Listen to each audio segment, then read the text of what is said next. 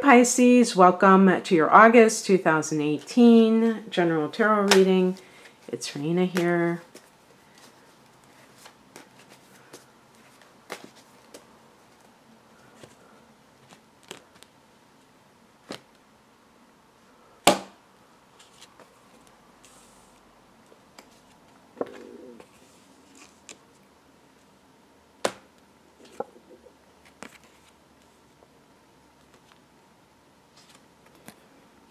A lot of fiery energy.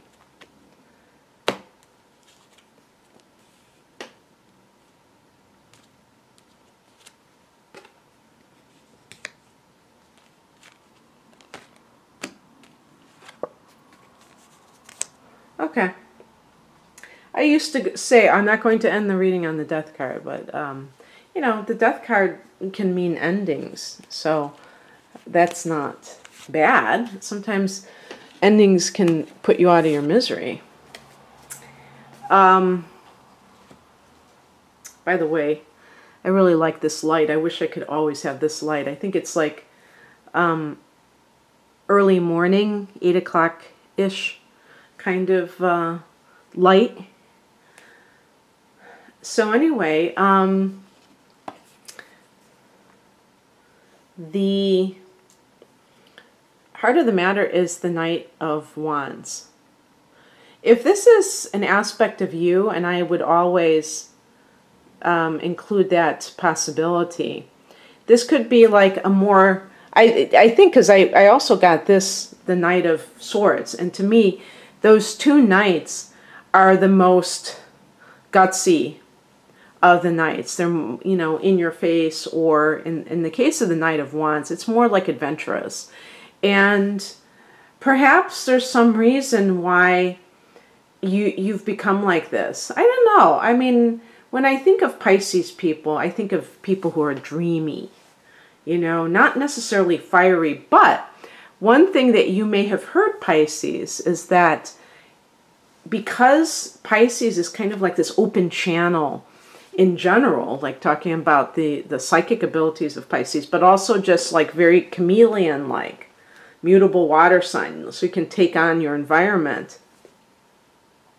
If you have a moon in, like, let's say Leo, or, you know, some fire sign, or maybe Mars in a fire sign, you might be a lot more feisty in an overt way than your fellow Pisceans. So that could be a facet of you. Now, why would you be in that state of mind? Well, let's look at the foundation card.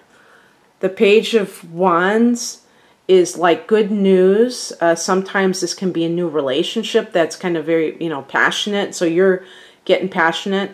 But in terms of some kind of relationship, that person may have Knight of Wands characteristics. So if it's a male, they're like in that adult range of 20s to possibly 40, or if they're older than that, then they have that kind of youthfulness, that keep, you know, that zest for life that keeps them young, or they're kind of immature, but they're going to be more of a player.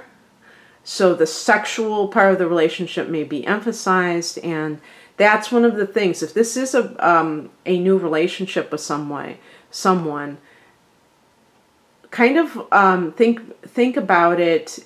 If the relationship seems that it's more than just an affair, if this is like good news that you've received, you may be like really excited about something that you're about to start, and you feel like you don't feel apprehensive. You feel very good.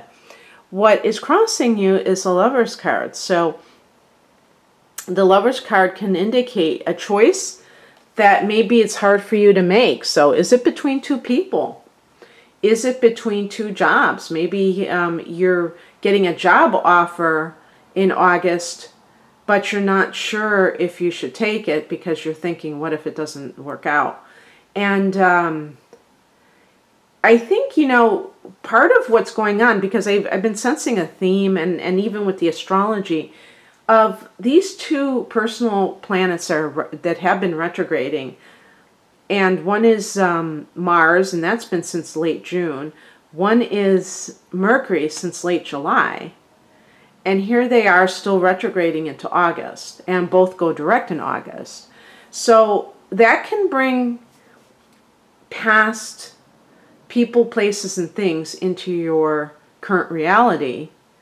And then you're like, wow, you know, because sometimes it can confuse things. If you've kind of like shut the door on something and you thought, okay, that's not going to happen, and then all of a sudden it's there, you're like, wait a second, hold up. Now what do I do? The higher message, so this is like the philosophical point of view, is the Three of Wands. So you need more freedom,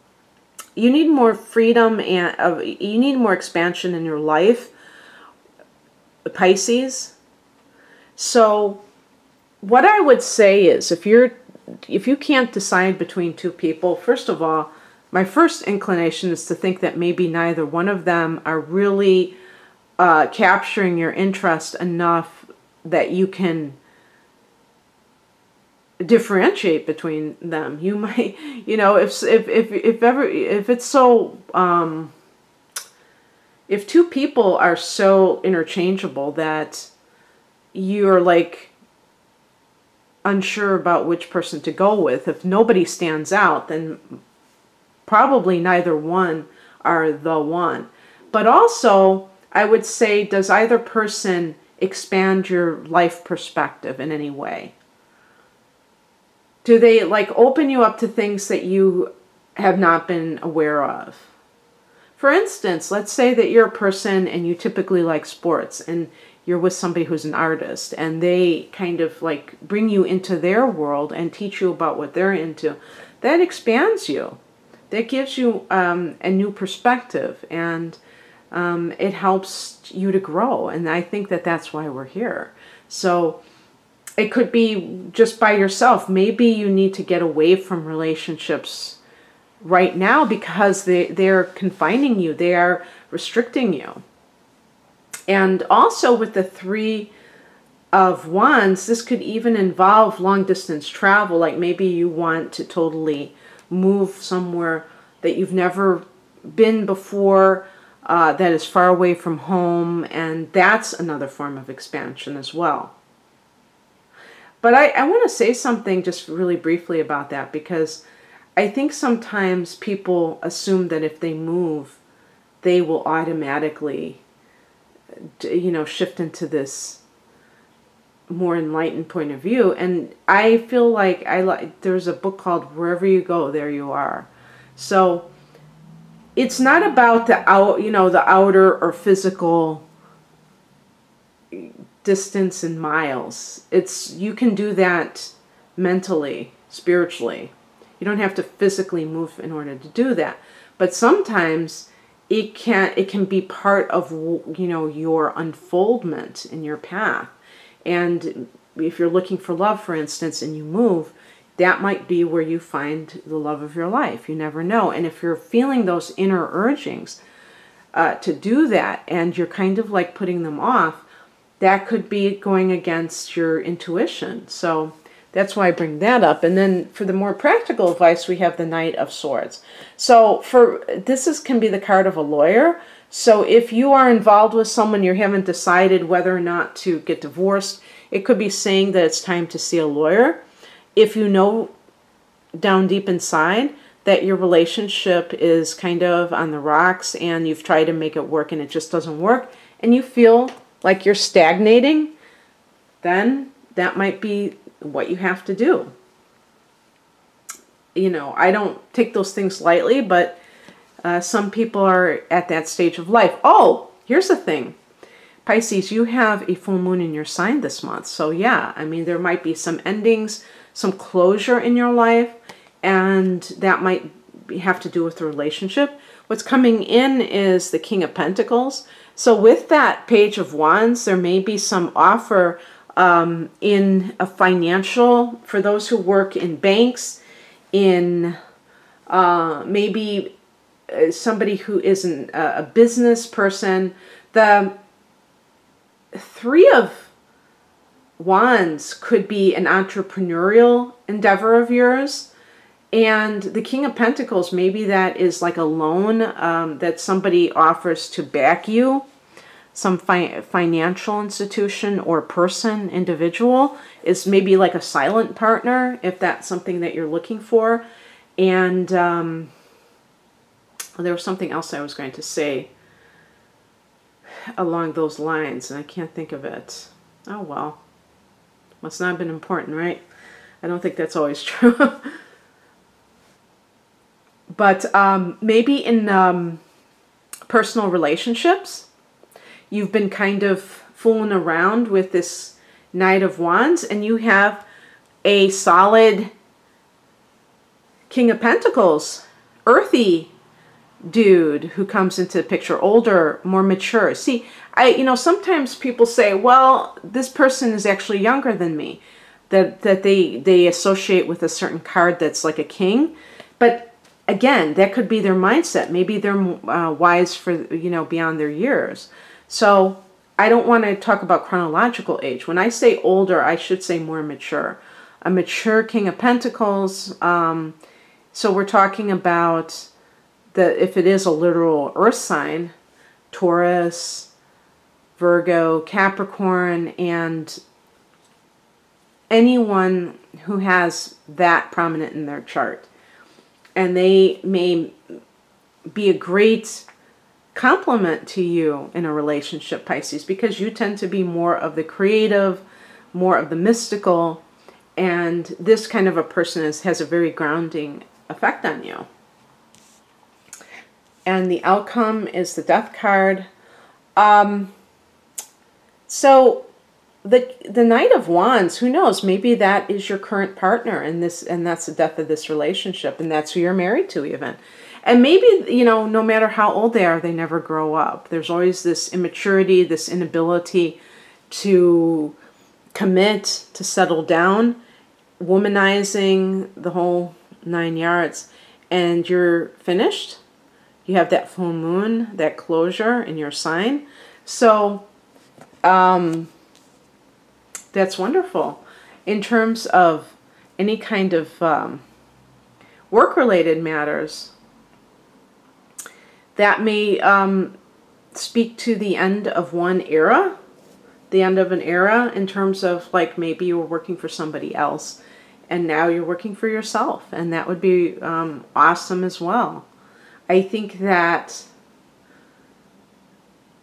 August is a time of endings, even though numerologically it is a 1 month. 8 is August, and 2 is the 11 that is broken down for 2018, so that adds up to a 1. And it's a 1 month, but we have 2 retrogrades.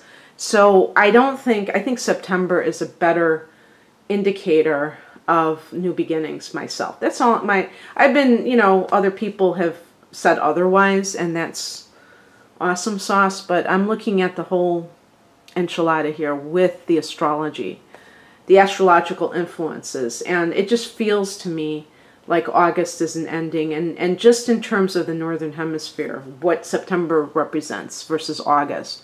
August is always this month of like, let's get in the last gasp of summer. And after Labor Day, at least in America and the United States, that's when we get down to brass tacks. So anyway, Pisces, have a fantastic August, and don't mourn the loss of something. Accept it. Accept the transition to your new way of being. I was thinking of birthdays. I was thinking, and I was going to say, look at it as your birthday. And I thought, but that doesn't make any sense. This is actually Pisces. It's not their new moon. It's their full moon. But in a way, all endings are births, aren't they? And all births are endings. You can't have a new beginning without an ending, and an ending without a new beginning. So Wow, pretty deep thoughts, huh? Okay, well, have a great month, and if you'd like a private reading, the link to my website is below. Take care, Pisces. Bye.